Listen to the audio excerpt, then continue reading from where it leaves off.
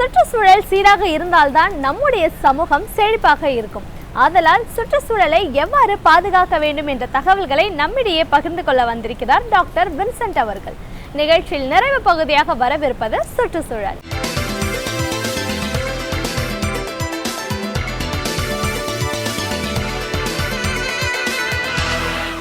சுற்றுச்சூழல் பாதுகாப்பிற்கு இன்னைக்கு பல யுத்திகள் வகுக்கப்பட்டு கொண்டிருக்கிறது.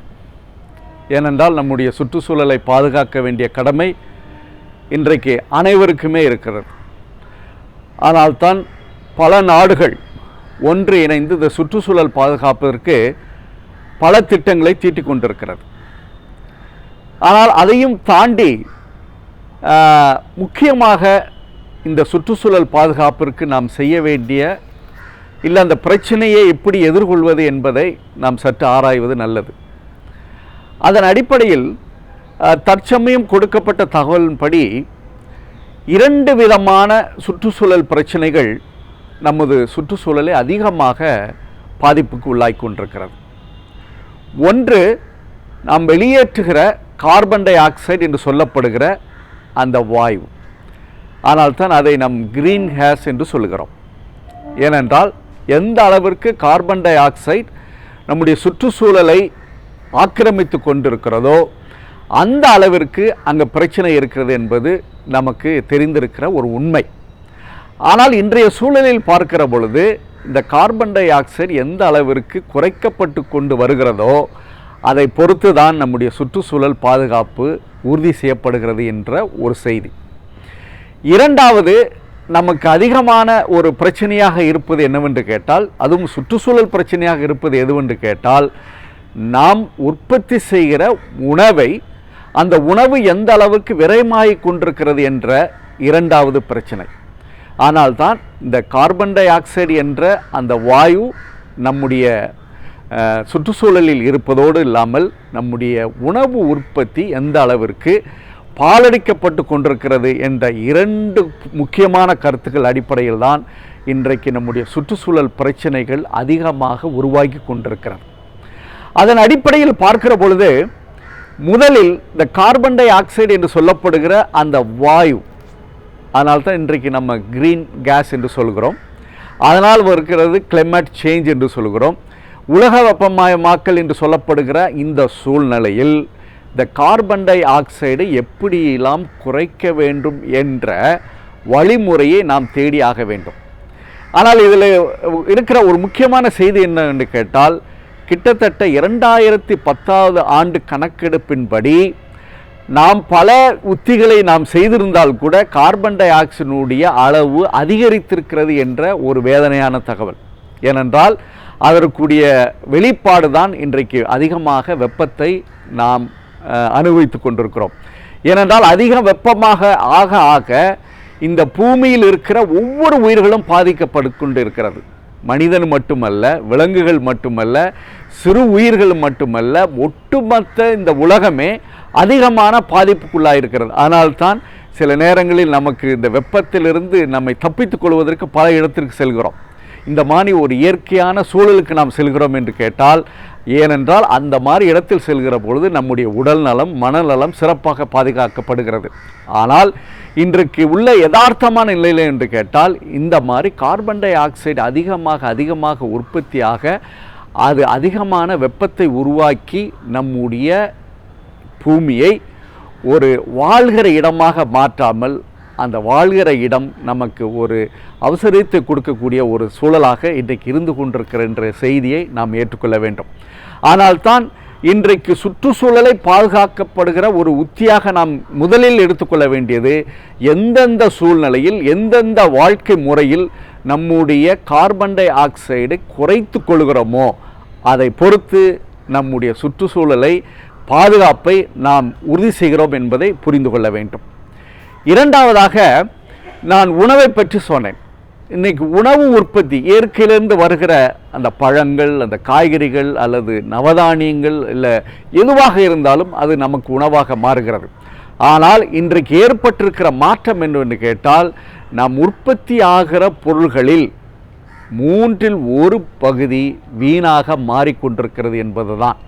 அந்த அளவு பார்க்கிற பொழுது ஒரு 3 ஆப்பிள் இருக்கிறது என்றால் 1 ஆப்பிள் வீணாகி விடுகிறது என்ற செய்தி. இதை நாம் ஒட்டுமொத்தமாக கணக்கிடுகிற பொழுது நம் மக்களுக்கு வேண்கிற அந்த உணவை தரக்கூடிய அந்த வாய்ப்பை நாமே தடுத்து விடுகிறோம் என்பதுதான். ஆனால் தான் இன்றைக்கு நம் இயற்கையிலிருந்து வருகிற ஒவ்வொரு உணவுப் பொருட்களையும் ஒரு துளி கூட அல்ல 1% கூட நாம் வீண் அடிக்காமல் பாதுகாக்க வேண்டும் என்ற ஒரு உண்மையை நாம் தெரிந்து கொள்ள வேண்டும். இன்று கூட நம்முடைய உணவு உற்பத்தியில் கிட்டத்தட்ட 30லிருந்து 40 விழுக்காடு வீணாக ஆகிக்கொண்டிருக்கிறது. நம் நாட்டை போன்ற 120 கோடிக்கு மேல் ஆகியிருக்கிறோம். நம்முடைய மக்களுக்கு வேண்டுகிற உணவை உற்பத்தி செய்கிற ஒரு சூழல் இருக்கிறோம். ஆனால் இன்னைக்கு மாறி வருகிற இந்த காலகட்டத்தில் இந்த மாதிரி ஒரு சூழல் வருகிற பொழுது நிச்சயமாக நம்முடைய இந்த சுற்றுச்சூழல் அதிகமாக பாதிக்கப்படும் என்பதை நாம் தெரிந்து கொள்ள வேண்டும். இந்த 2 காரணிகளை அடிப்படையாக வைத்து நாம் செய்ய வேண்டிய சில விஷயங்களை நாம் புரிந்து கொள்ள வேண்டும். பொதுவாக நம்முடைய வாழ்க்கை முறை சிறுதுளி பெருவெள்ளம் என்று சொல்வார்கள். நாம் செய்கிற ஒவ்வொரு பெரிய திட்டங்களை தீட்டி நம்முடைய சுற்றுச்சூழல் பாதுகாப்பிற்கு நாம் செய்வதை விட ஒரு தனிநபராக நாம் செய்ய வேண்டிய சில விஷயங்கள் இருக்கிறது. அதை புரிந்து கொண்டாலே அதனால்தான் சிறுதுளி பெருவெள்ளம் என்று சொல்வார்கள். அதன் அடிப்படையில் ஒவ்வொரு நிகழ்ச்சிகளிலும் நம்முடைய சுற்றுச்சூழல் பாதுகாப்பினுடைய உணர்வை நாம் செயல்பாடுகளை செய்ய வேண்டும். அதில் மிக முக்கியமாக இன்றைக்கி நாம் பயன்படுத்துகிற வாகனங்களாக இருக்கலாம் அல்லது இன்றைக்கி நாம் பயன்படுத்துகிற எந்த ஒரு பொருளாக இருக்கும் பொழுது கார்பன் டை ஆக்சைடை அதிகமாக வெளிக்கொண்டு வருகிற எந்த பொருளையும் நாம் குறைத்து கொள்ள வேண்டும். அது எந்த செயல்பாடாக இருந்தாலும் அதை நாம் குறைத்து கொள்ள வேண்டும். ஆனால் அதையும் மீறி நாம் செய்கிற ஒவ்வொரு காரியங்களிலும் இருந்து கார்பன் டை ஆக்சைடை வெளியேற்றுகிற ஒரு முறையை ஏற்படுத்தி கொண்டால் நான் இன்று சொல்கிறேன், நம்முடைய சுற்றுச்சூழலை நாம் பாதுகாக்க முடியாது. ஏனென்றால் நம்முடைய சுற்றுச்சூழல் எந்த அளவிற்கு முக்கியம் என்பதை நம்முடைய உடல் நலத்திலிருந்து தெரிந்து கொள்ள வேண்டாம். ஸோ அதனால் அந்த அடிப்படையில் நம்முடைய ஒவ்வொரு விஷயங்களும் ஒரு சுற்றுச்சூழலுக்கு ஏற்றதாக அமைய வேண்டும். இரண்டாவதாக, நம்முடைய உணவுப் பொருட்கள் இயற்கையிலிருந்து வருகிறது என்று ஏற்கனவே நான் குறிப்பிட்டிருக்கிறேன். ஆனால் அந்த உணவுப் பொருட்களை பதப்படுத்துகிற முறை இந்தியாவில் மிகவும் குறைவாக இருக்கிறது. எந்த அளவிற்கு நம் பதப்படுத்துகிற அந்த முறையை உற்பத்தி செய்கிறோமோ நிச்சயமாக நம்முடைய உணவு உற்பத்தியும் அதிகரிக்கும், மக்களுக்கு வேண்கிற அந்த உணவுகளும் கிடைக்கும். அதையும் தாண்டி நம்மளால் ஏற்படுகிற அந்த சுற்றுச்சூழல் பாதிப்பு மிகவும் குறைவாக இருக்கும். ஆனால்தான் இன்றைக்கு சுற்றுச்சூழலுடைய இயற்கையான அந்த சூழலை நாம் உருவாக்கி கொள்வதோடு இல்லாமல், ஏன்னால் ஒரு காலத்தில் மனிதன் இயற்கையோடு இணைந்து வாழ்ந்திருக்கிறான். ஆனால் இன்றைக்கு நம்முடைய வாழ்க்கை முறையே இயற்கைக்கு அடுத்தால் இருக்கிறது. ஆனால் தான் அந்த மாதிரி ஒரு இயற்கையான ஒரு சுற்றுச்சூழலான ஒரு சூழலை உருவாக்குவதற்கு நான் மேலே குறிப்பிட்ட அந்த 2 விஷயங்களை நாம் உறுதியாக பயன்படுத்துகிற பொழுது நிச்சயமாக ஒரு பெரிய மாற்றம் உருவாகும். அதன் மூலம் நம்முடைய சுற்றுச்சூழல் மிகவும் அருமையாக பாதுகாக்கப்படும். இல்லை என்றால் ஒவ்வொரு நிகழ்வும் ஒவ்வொரு நிகழ்ச்சியும் நம்முடைய சுற்றுச்சூழலுக்கு எதிராகவே அமைந்து கொண்டிருக்கிறது.